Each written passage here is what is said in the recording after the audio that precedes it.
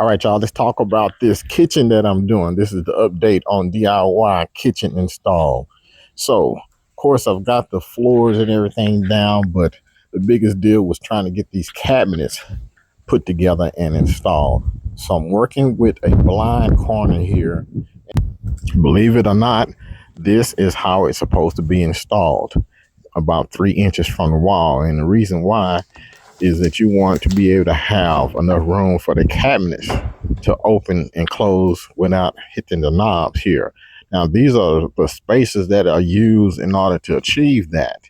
You can put them anywhere that you have a gap or you need a gap, because if you put this thing side by side, you'll find out that you're going to have an issue with opening the doors or the drawers. So you can see there, just imagine there was a handle there and it was too close, then it wouldn't open properly. And if it's too close on the other side, the door wouldn't open there.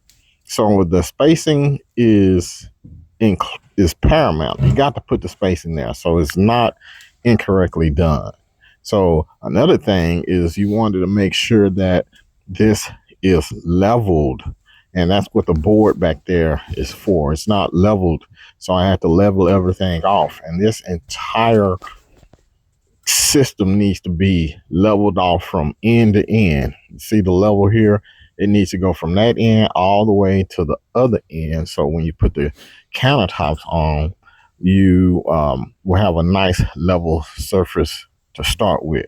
So putting this thing together is not as hard as it looks, and it's not as easy as it looks also. So here I got a double oven and a microwave that's going here, and I want to install all the cabinets all the way up to the ceiling. Now this is going to be the range hood area there, but like I said, it's a lot of work. Now this is the finished install on the sliding glass door. So I put an 8-foot glass door up here that's going to be frosted, and that you're going to be able to slide to go in and out. And this is how it works. And it's a barn door, but it has hidden hardware.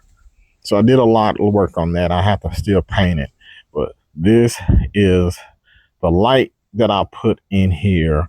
She gave me free reign on a lot of this stuff. And if you notice the flickering on the lights here, is because my little white light switch here is defaulted. So I have to switch that over, and I'll get it done. Anyway, this is the update on the DIY kitchen install. I only have a few cabinets to get buttoned down. Just have to put the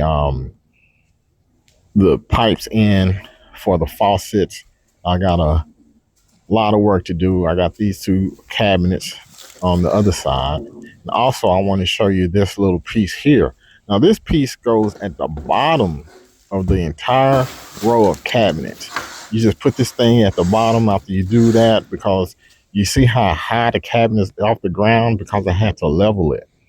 And this goes from one end all the way around. It wraps all the way around to the other side, like so, to keep it all nice and uniform. So, yeah, that's the update on the DIY kitchen install, and I'll see you guys in the next video.